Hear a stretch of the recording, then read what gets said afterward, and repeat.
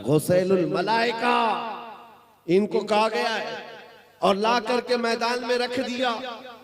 एक मसला है शरीयत का, जो शहीद होता है उसे गुस्ल नहीं दिया जाता, उन्हीं कपड़ों में दफन किया जाता है।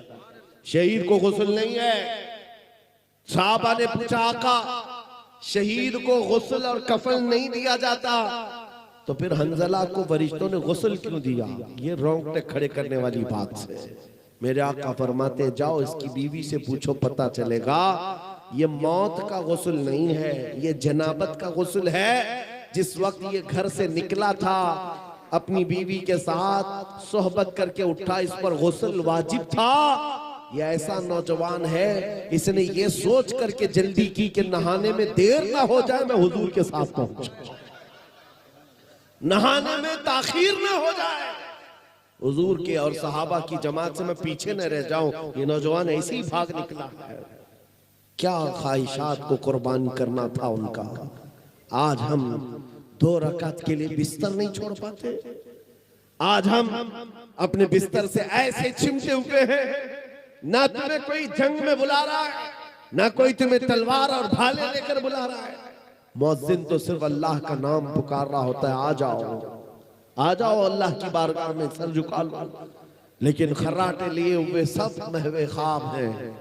अजीजा ने गिरामी वक़ार, अब भी अगर हमारी नींदों पर फर्क नहीं आया तो सुनो, जगह जगह के थक चुके हैं तुम्हें ये हंगामे। नशाते लज्जते ख्वाबे गिराम बदल डालो, गलत रवि से मनाजिल का बोध बढ़ता है। मुसाफिरों रविशे कारवां बदल डालो। अगर चलने का तरीका यही रहा तो रोज ये आतंकी नाच नाच करके तुम्हें चिढ़ाएंगे।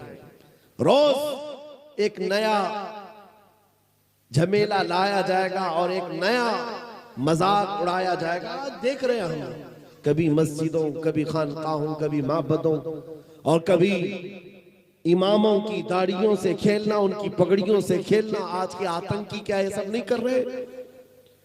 वजह सिर्फ यही है, हुजूर पाक सल्लल्लाहु ताला अलैहि वसल्लम से जितनी दूर भागते जाओगे ये ठोकरों पर हमें नचाते रह जाएंगे। आ जाओ उस रास्ते पर जहां रसूल पाक ने अपने सहाबा को छोड़ा था, उस जगह पहुंच जाओ।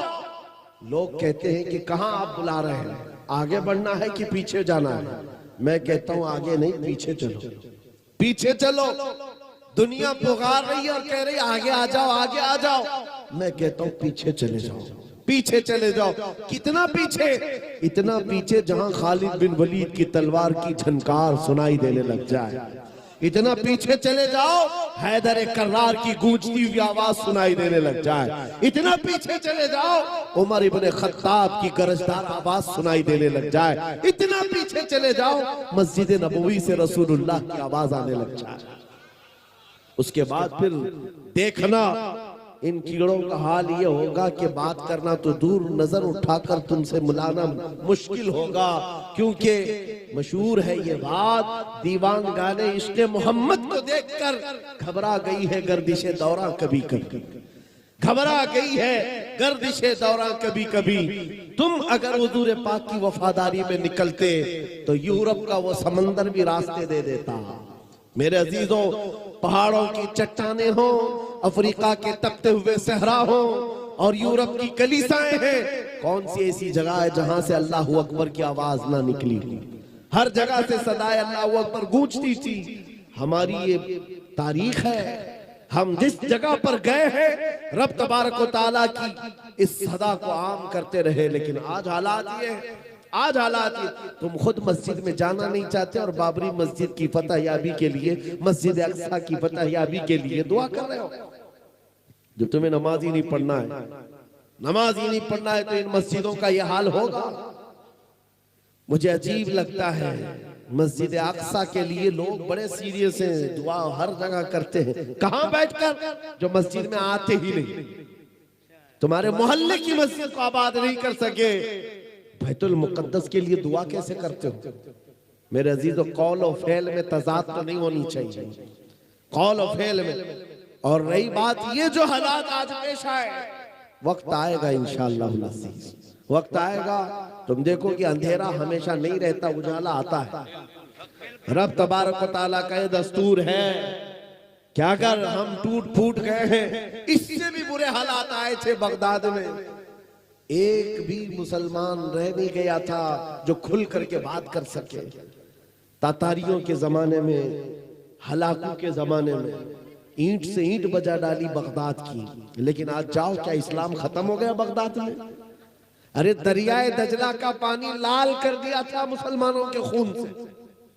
पूरे बगदाद में घोड़े दौड़ते थे तो खून में उनकी टाप भीगी रहती थी, इतना खून बहाया था बगदाद की गलियों में। ये तो इससे ज्यादा सख्त हालात तारीख में आए हुए हैं, हमने देखा है। मियां करबला के मैदान से ज्यादा सख्त हालात कब आए होंगे? जब इस्लाम खत्म नहीं हुआ, रुका नहीं। तो इन छोटे छोटे मौसमी कीड़ों से थोड़ी ना इस्लाम को रुकना। इस्लाम को ना रुकना है ना रुकेगा। इस्लाम तेरी नब्ज न डूबेगी हश्र तक, तेरी रगों में रवा खून है चार यार का। ये जालिम ये समझते हैं कि हमारी गर्दनों को मार देंगे।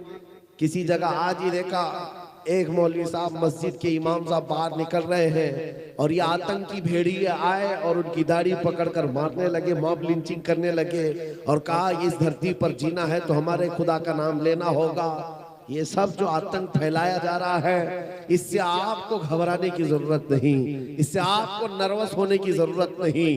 ये हालात आएंगे, हम इस्तेकबाल करेंगे। अल्लाह से दुआ यही करते रहेंगे कि मौला ऐसे हालात पर बस हम पर फजल ये करके कदम तेरे दीन पर कायम रहे और हमारा जिस्म तेरे दीन पर कायम रहे। इन हालात से घबराने की जरूरत नहीं। न घबराओ मुसलमानों, अभी खुदा की शान बाकी है, अभी इस्लाम जिंदा है, अभी कुरान बाकी है। ये जालिम काफिर क्या समझते हैं जो रोज हमसे उलझते हैं? अभी तो करबला का आखिरी मैदान बाकी है। आप सबको इन हालात से नर्वस होकर जीने की जरूरत नहीं। बात इतनी है कि मैं उनकी तरफ बात नहीं कर रहा हूं, मुझे रहजनों से गरज नहीं, तेरी रहबरी का सवाल है। डाकुओं का काम है डाका मारना, चोरों का काम है चोरी करना, लेकिन आपसे हम पूछ रहे हैं तुम अपने घर में क्या कर रहे थे? तुम अपने घर में क्या कर रहे थे? चोर तो आएगा ही, डाकू तो डाका डालेगा ही, लेकिन तुम मुसलमान हो। अल्लाह ने तुम्हें एक बहुत बड़ी अमानत अता की है। तुम्हें अल्लाह तबारक व तआला ने अपने नबी पाक की वफादारी की अमानत दी है। तुम जब इस अमानत पर खुलकर नहीं उतर सके तो फिर तुम भी मुजरिम करार दिए जाओगे, तुम भी पकड़े जाओगे। आओ आज जैसे आपको अभी हलचल साहब कह रहे थे ना, इश्क हो तो इश्क का इजहार भी होना चाहिए। इश्क हो तो इश्क का इजहार भी होना चाहिए। छुपा हुआ इश्क, इसको बुज़दिली कहा जाता है। हाँ, छुपे छुपे मोहब्बत करने वाला बुज़दिल आदमी है। और हम किसी लैला से थोड़ी ना इश्क कर रहे हैं, हम कायनात के आका मौला से इश्क करते हैं।